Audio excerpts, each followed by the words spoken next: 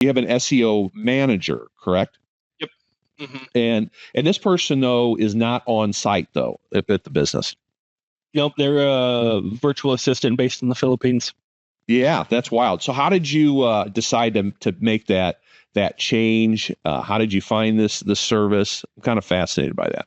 Yeah, so this was recommended to us by somebody who asked. There was such an advantage to them that they have 5 people that were working out of the Philippines for them through the service that they were like, hey, don't share this with a bunch of mortgage companies.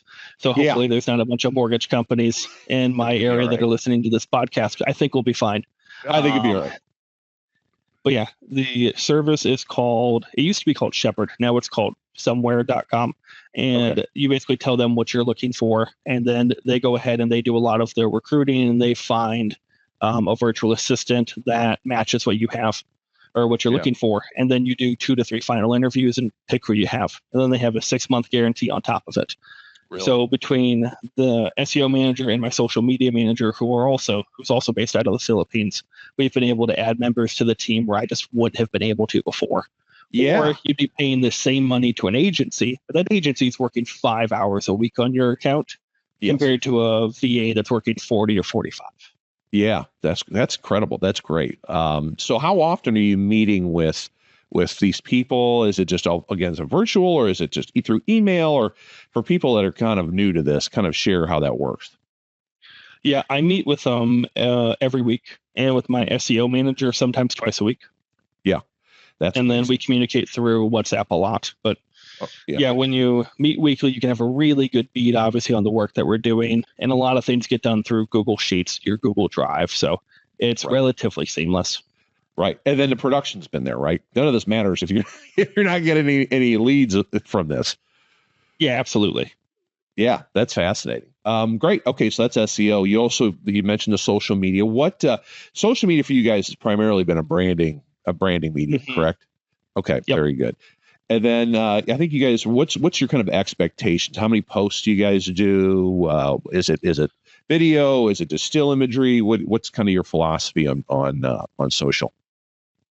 Yep. So we have, I would say, about 4 to 5 posts a week. Minimum every other day, depending upon just the seasonality and what kind of content that we have. We absolutely would love to do, frankly, more video than we have right now. I just found a videographer that I'm happy with and does really good work. Funny enough, he actually came from my church. Yeah. But so now we'll be able to go out and get a lot of content. We have a ton of that planned for 2025. That's exciting. Our goal with social is to do a few things. One, obviously provide value to homeowners and looking for people who are looking to see if we're the experts and we really know what we're talking about. We also want to entertain within reason. And then we also just want to celebrate our team. Yeah, that's exciting. So this videographer, is he or she a full-time staff member or kind of a contract basis? Contract. Yep. Contract. That's great. And then what do you envision he or she doing? Just going to job sites and kind of supervising that, or not supervising it, but this is the process, right? And then maybe doing videos with team members, so you get that personality again. You get to see, like you said earlier, if people only knew the quality of people we had, it would, everyone would pick us. So maybe talk about the types of video you're hoping they'll capture. Yeah, there's a few things. So one, we definitely are going to have once every other month, a feature project like you're talking about. So whether it's a really nice home or a really extensive build out that we're doing, he'll absolutely go to the job site and we'll have that on-site manager kind of explaining what's going on, as well as just filming the work itself. And then we'll also be doing 3 giveaways on the radio this year.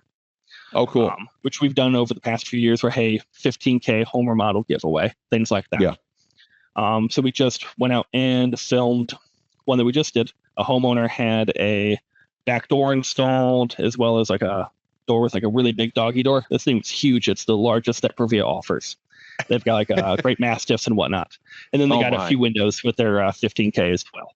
So he went out and, like I said, interviewed the project manager. And then we also sat down and made an interview with the homeowner.